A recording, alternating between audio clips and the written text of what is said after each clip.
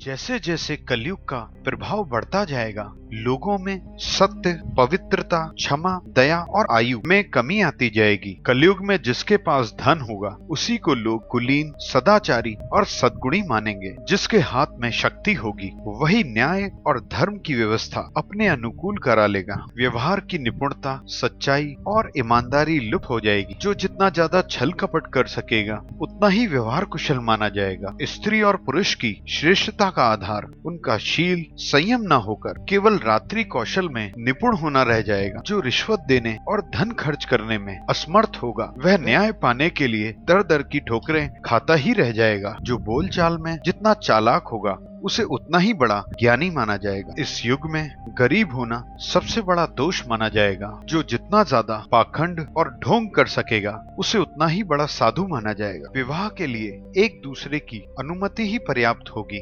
शास्त्रों में लिखे विधि विधान की अनिवार्यता समाप्त हो जाएगी। लोग दूर के तालाब को भी तीर्थ मानेंगे और निकट के तीर्थ गंगा, गोमती, माता पिता का तिरस्कार करेंगे। योग्यता और चतुराई का सबसे बड़ा लक्षण होगा कि कैसे भी मनुष्य अपने कुटुंब का पालन पोषण कर ले। धर्म का सेवन भी केवल यश के लिए किया जाएगा। उस समय के नीच राजा अत्यंत निर्दयी एवं क्रूर होंगे। लालची तो इतने होंगे कि उनमें और लुटेरों में कोई अंतर नहीं किया जा सकेगा।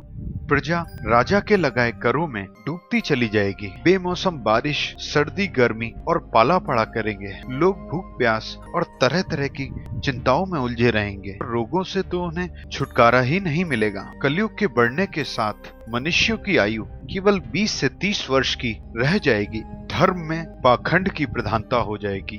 वानप्रस्थी, सन्यासी और विरक्त आश्रम वाले भी घर गृहस्थी के टंटों में उलझ के रह जाएंगे। धान, जौ, गेहूं आदि धान्यों के पौधे छोटे छोटे होने लगेंगे। बादलों में बिजली तो बहुत चमकेगी पर वर्षा ना के समान होगी। और ज्यादा क्या कहूँ, कलयुग के अंत तक मनुष्य का स्वभाव गधों जैसा हो जाएगा। लोग पूरा जीवन गृहस्थी का भार ढोने में और विषय वासनाओं की संतुष्टि में बिता देंगे। ऐसी स्थिति में धर्म की रक्षा करने के लिए सत्व गुण धारण करके भगवान स्वयं अवतार ग्रहण करेंगे। उन दिनों शंभल ग्राम में विष्णु यश नाम के एक श्रेष्ठ ब्राह्मण होंगे। उन्हीं के घर में भगवान कल्कि रूप में अवतार ग्रहण करेंगे और राजा के वेश में रहने वाले करोड़ों करोड़ों डाकुओं का संहार करेंगे। धर्म के रक्षक और प्रजा के स्वामी भगवान जब कल्कि रूप में अवतार ग्रहण करेंगे उसी समय सतयुग प्रारंभ हो जाएगा और प्रजा स्वतः ही सत्व गुण से युक्त हो जाएगी। जिस समय चंद्रमा, सूर्य और बृहस्पति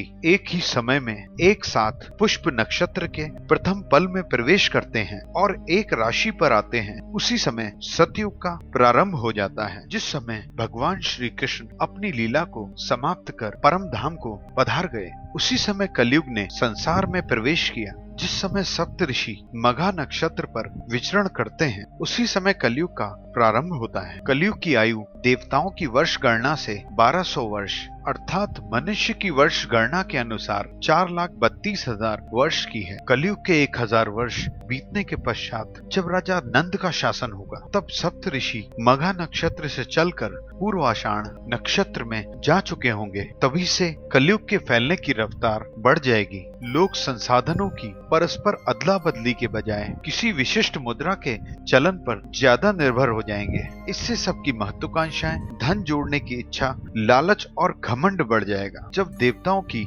वर्ष गणना के अनुसार 1000 वर्ष बीत चुके होंगे तब कलयुग के अंतिम दिनों में कल्कि भगवान की कृपा से मनुष्यों के मन में पुनः सात्विकता का संचार होगा। लोग अपने वास्तविक स्वरूप को जानने की इच्छा रखेंगे। तभी से सतयुग का प्रारंभ होगा। इस संसार में न जाने कितने राजा आए और चले गए। वे जीवन पर्यंत यह कहते नहीं थके कि यह पृथ्वी मेरी है, मैं इसका राजा हूँ, परंतु अंत में मरकर धूल में मिल जाते हैं। इस भौतिक शरीर को भले ही कोई राजा कह ले परंतु अंत में केवल राख का ढेर ही रह जाएगा। इस शरीर और इसके संबंधियों के लिए जो किसी भी प्राणी को सताता है वह ना तो अपना स्वार्थ जानता है और न परमार्थ, क्योंकि प्राणियों को सताना तो नर्क का निमंत्रण स्वीकार करने जैसा है।